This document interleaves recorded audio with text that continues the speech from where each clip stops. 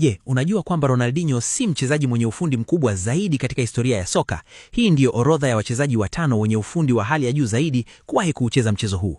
Nafasi ya 5 inashikiliwa na Cristiano Ronaldo. Ingawa wengi humsifu kwa nguvu zake za mwili na uwezo wake wa kufunga mabao, Cristiano pia alikuwa na ufundi wa kipekee. Katika miaka yake ya mwanzo, aliwatesa mabeki kwa hatua zake nyingi za kupiga chenga, kasi ya ajabu na kujiamini katika hali za mmoja dhidi ya mmoja. Kadiri muda ulivyopita, ufundi wake ulibadilika na kuwa wenye ufanisi zaidi, jambo lililomfanya kuwa mmoja wa washambuliaji hatari na waliokamilika zaidi kuwahi kutokea.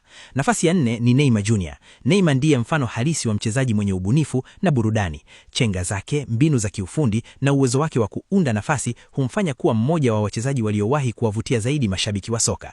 Iwe ni kupitisha mpira katikati ya miguu ya mpinzani, kufanya rainbow flick au kupenya kwenye nafasi ndogo, Neymar hucheza kwa uhuru mkubwa na mawazo ya kibunifu, akigeuza ufundi kuwa sanaa yenye matokeo. Kabla hatujaendelea na waliobaki, bonyeza mara 2 screen yako na ufuatilie ukurasa huu kwa video zaidi. Pia andika maoni, nani ni bora kati ya Erling Haaland na Kylian Mbappe. Maoni yatakayopata mrejesho mwingi zaidi ndiyo yatakayoshinda mjadala huo. Nafasi ya 3 inamuendea Ronaldinho. Huenda hakuna mchezaji aliyewahi kuifanya soka ionekane ya kufurahisha kama yeye. Ronaldinho alicheza kila wakati akiwa na tabasamu usoni, akionyesha mbinu ambazo zilionekana haziwezekani kama elastiko, pasi za kutotazama, vipasi vya kisanii na chenga za kushangaza. Akiwa kwenye kiwango chake bora, aligeuza kila mechi kuwa onyesho la burudani, akiwaacha mabeki wakiwa hawajui wafanye nini na kuwafanya mashabiki waupenda zaidi mchezo wa soka.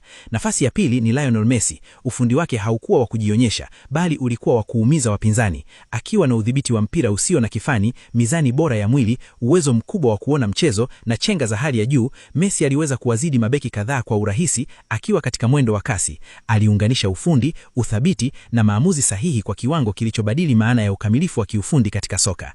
Na hatimaye, nafasi ya kwanza inakwenda kwa mchezaji ambaye aliweza kuupitisha mpira kutoka eneo moja la penalti hadi lingine, huku akiwapita karibu wachezaji wote waliokuwa mbele yake na kuwafanya hata mabeki wa kiwango cha dunia waonekana kana kwamba hawapo kabisa. Je, unajua mchezaji huyo ni nani? Andika jina lake kwenye sehemu ya maoni.